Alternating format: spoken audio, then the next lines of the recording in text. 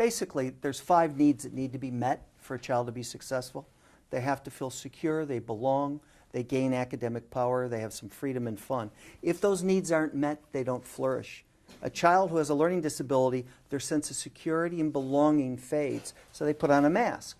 The mask may be the comedian mask.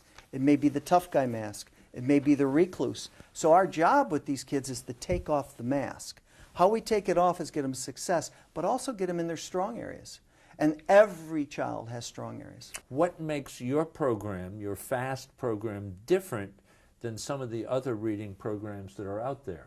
Well, as I look at it, the father of phonics is the orton-gillingham systems, and there's many systems like Project Read, Alphabetic Phonics, Wilson Language, etc. And the mother of systematic phonics is the Lindemood Bell system out in California. And it deals a lot with the auditory. Orton deals a lot with the visual. And so I experienced many Orton systems, the Lindemood system. So I experienced them all, and I eventually came to the point that the problem with reading programs, especially for kids above 3rd grade, was they took too long, 2 years to get 2 years growth. They were boring. The child wasn't put in any kind of fun books. They were boring books. And they weren't diagnostic. Everyone started from the beginning. And what makes my program different is this. It's like swimming. These programs that are very systematic phonics will teach the kid out of the water, like how to cup his hand and how to cup this hand, and then how to do this out of the water. And that'll take a couple weeks. Then they'll put the two together. Then they will show you how to kick your legs. You're out of the water again. You're not in the water. And 2 years later, after you've mastered this, you're put in the water. In my program, we teach the code quickly through a magnetic board. We apply it immediately with books. That half our periods with books, we put them in the water right away so that they actually have to use the strokes. And it's this concept of teaching the sounds and immediately putting them in a book. And we just about get everyone we see reading within the first hour. I'll have an 8th grader non-reader reads at 1st grade. If I read Catcher in the Rye, could understand every question I ask, but they're reading at 1st grade level. So that's why I put kids into books right off the bat, because as they sound out words, their oral language comes in. As they're sounding out a word like answer, and they go answer, their oral language goes, well, it's answer. So we pull in the oral language right off the bat through reading.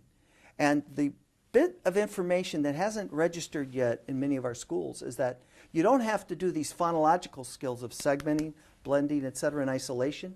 When you read, those skills improve.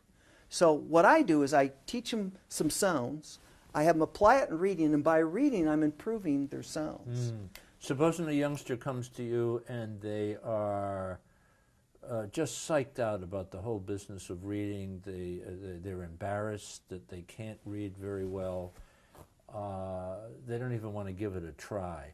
How do you kind of break through and start to give them some confidence? Number one, I show absolute confidence in the child. Number two, I immediately compare them to somebody else, and I say, you know what, I just worked with a couple kids who didn't even know the T sound, and look at you. You know the consonants, vowels. We're cooking. Then immediately I teach them sounds and consonants and vowels and put them into a book right away.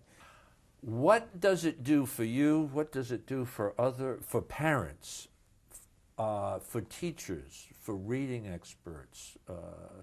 A lot of schools have a reading specialist. Right. What does it do when a kid is jumping up and down saying, I can read, I can read, I can read, when they never thought they could?